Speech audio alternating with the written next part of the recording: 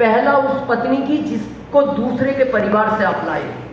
ये आपकी बहुत बड़ी जिम्मेदारी है। उसने अपना घर छोड़ा है आपके लिए, उसने अपने पिता को छोड़ा है आपके लिए, उसने अपनी माँ को छोड़ा है आपके लिए। दूसरी जिम्मेदारी, जिन बच्चों को इस दुनिया में आप लाए हो, ये जिम्मेदारी आपकी है।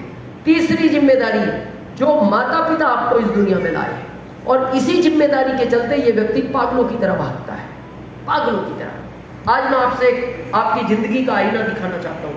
हो सकता है मेरी इस बात से आज आप जिंदगी के प्रति सीरियस हो जाओ। कितने लोग कार की नॉलेज रखते हैं, सिर्फ नॉलेज रखते हैं, कार नहीं है कोई फर्क नहीं पड़ता। कार की नॉलेज कितने लोग रखते हैं? हाथ खड़ा करें एक बार। कार है तो भी हाथ खड़ा करें। कार की नॉलेज रखते हैं वो लोग हाथ खड़ा करें। काफी लोग हैं। कार के 4 पहियों पे कार चलती है। ज्यादा टायर कौन से घिसते हैं? सामने वाले।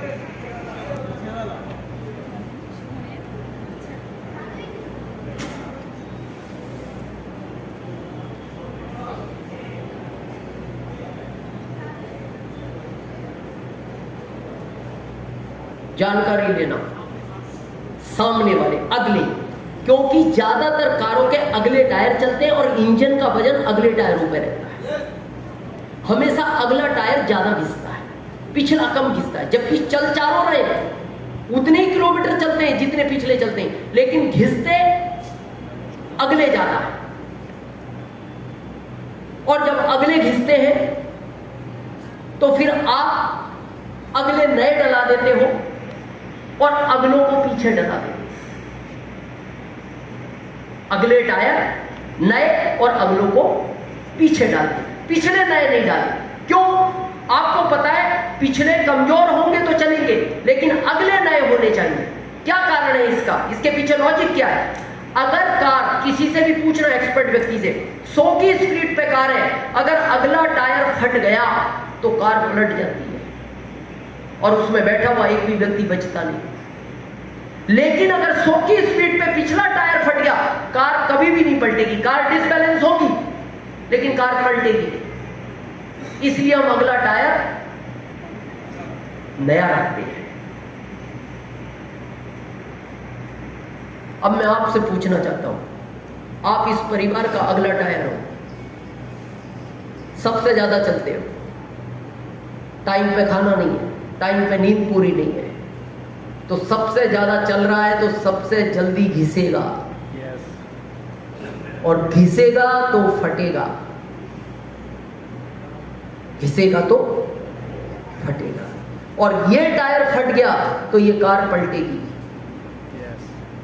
लेकिन इनमें से कोई टायर फटता है तो ये कार पलटती नहीं, क्योंकि ये अगला टायर संभाल लेता है इस कार को। बोले मैं मजबूत हूं ना।